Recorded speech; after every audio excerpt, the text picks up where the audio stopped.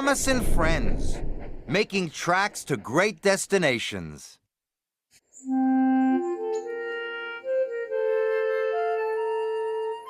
Dear Christopher, here is your friend Thomas the Tank Engine. He wanted to come out of his station yard and see the world.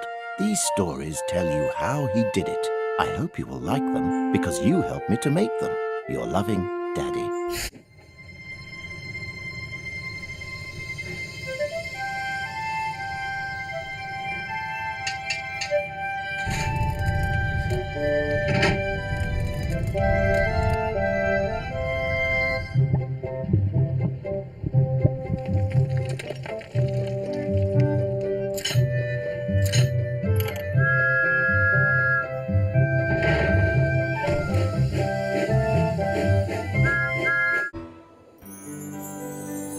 The island of Sodor is surrounded by beautiful blue sea. It has fields of green and sandy yellow beaches.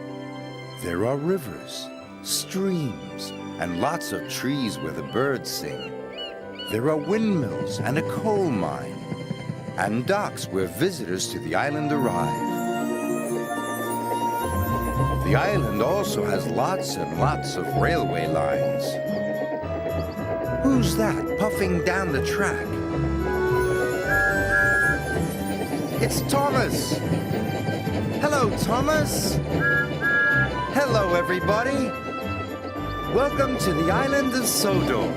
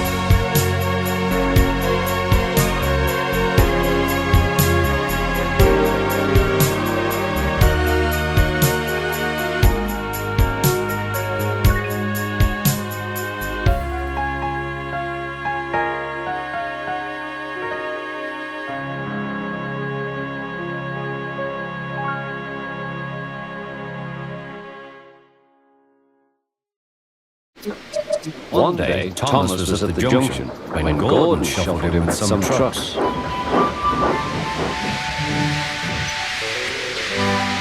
"Phew," remarked Thomas. "What a funny smell." "Can you smell a smell?" "I can't smell a smell," said Annie. "A funny, musty sort of smell," said Thomas. "No one noticed it till you did," grunted Gordon. "It must be yours." Not long ago, he had fallen into a dirty ditch. Thomas enjoyed teasing him about it. "Annie, Clarabelle, do you know what I think it is? It's ditch water." Before Gordon could answer, Thomas puffed away. Annie and Clarabelle could hardly believe their ears. "He's dreadfully rude. I feel quite ashamed. I feel quite ashamed. He's dreadfully rude." And to Thomas, "That was funny. You mustn't be rude. You make us ashamed." But Thomas didn't care a bit. Annie and Clarabelle were deeply shocked. They had great respect for Gordon the Big Engine. "That was funny. That was funny," he chuckled. He felt very pleased with himself. Annie and Clarabelle were deeply shocked. They had great respect for Gordon the Big Engine.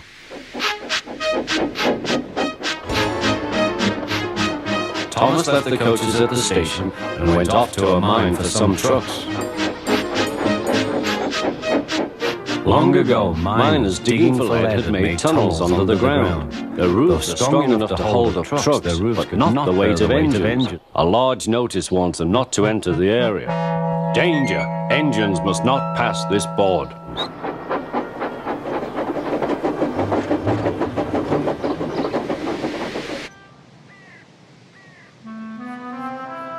Silly old board, thought Thomas. He had often tried to pass it, but had never succeeded. But this morning he had made a plan. He had to push the empty trucks into one siding and pull out full ones from another.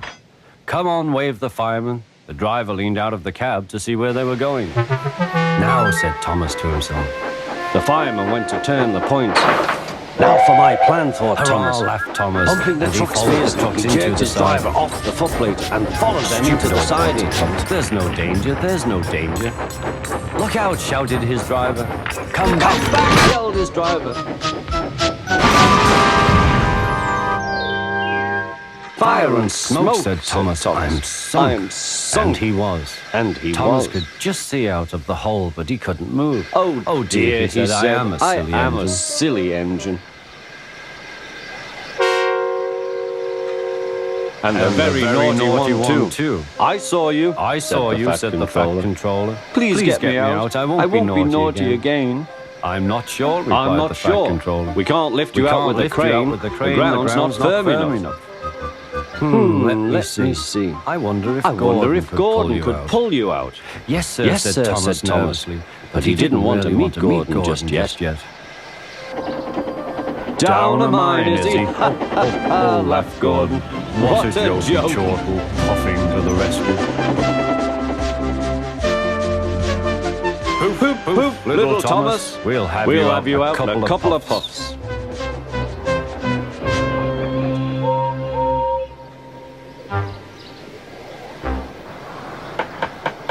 Strong cables were fastened between the two engines. Are you ready? "Heave!" called the Fat Controller.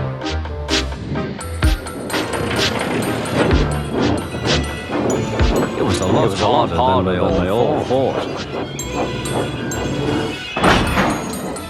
But at last Thomas was free. "I'm sorry I was cheeky," said Thomas. "That's all right, Thomas. You made me laugh," replied Gordon. "I'm in disgrace," Gordon went on pathetically. "I feel very low." "I'm in disgrace too," said Thomas. "Why, so you are, Thomas. We're both in disgrace. Shall we form an alliance? An ally? What was it?" asked Thomas. "An alliance, Thomas. United we stand, and I'll help you. We fall," said Gordon grandly. "Right you are," agreed Thomas. "Good, that's settled, rumbled Gordon. And buffer to buffer, the Allies puffed home. Buffer to buffer, the Allies puffed home.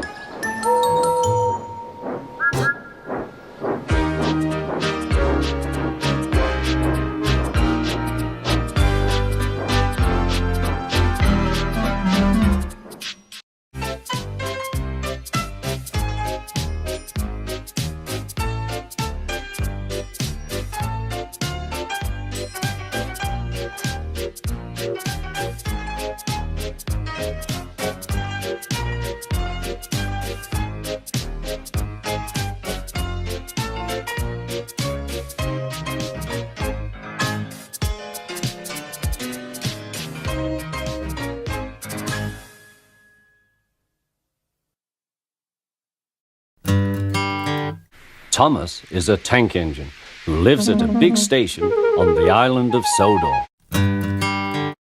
He's a cheeky little engine with 6 small wheels, a short stumpy funnel, a short stumpy boiler and a short stumpy dome.